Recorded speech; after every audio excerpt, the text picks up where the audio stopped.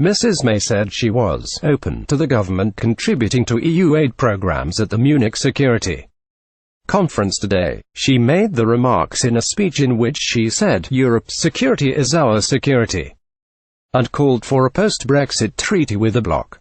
The Prime Minister indicated she is also open to the UK deploying assets on EU countries' missions abroad, suggesting she wants to develop a further relationship with the EU Defence Fund.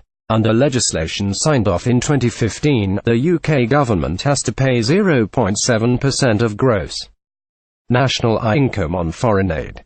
SKYTheresa May has said the UK could keep contribution to EU aid. The UK spent £13.3 billion on aid in 2016, roughly £1 billion of what the UK paid to the EU budget, £13.1 billion in 2016, counts as part of the foreign aid budget.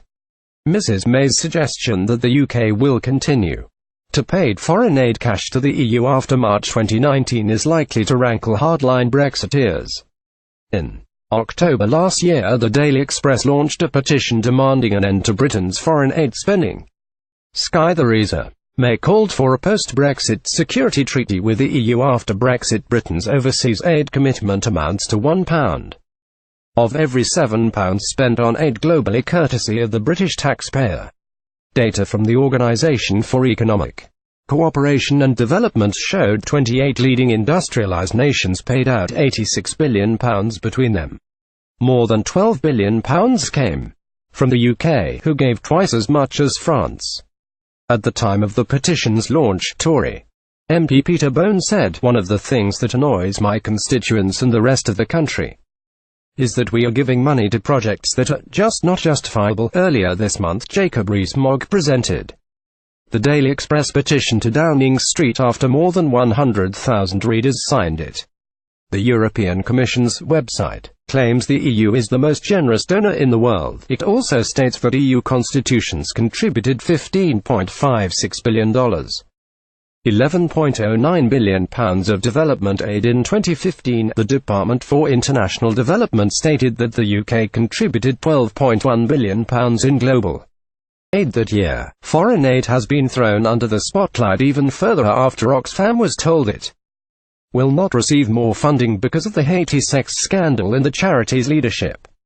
Penny Mordaunt, International Development Secretary, said the charity had a long way to go to regain public trust. It marks a blow for Oxfam, a charity that has received £30 million from the government in the last year. Earlier this month, reports emerged that the charity's country director in Haiti hired prostitutes at a villa paid for by Oxfam. The charity was slammed after it emerged it had not charged details of the allegations with the Haitian government. In September last year, it was reported that Britain was open to contribution €5.5 billion to the European Defence Fund after Brexit. Even tough it opposed its creation in 2013, the officer was revealed in a foreign policy paper published on Tuesday, where the UK pledged to unconditionally support European security.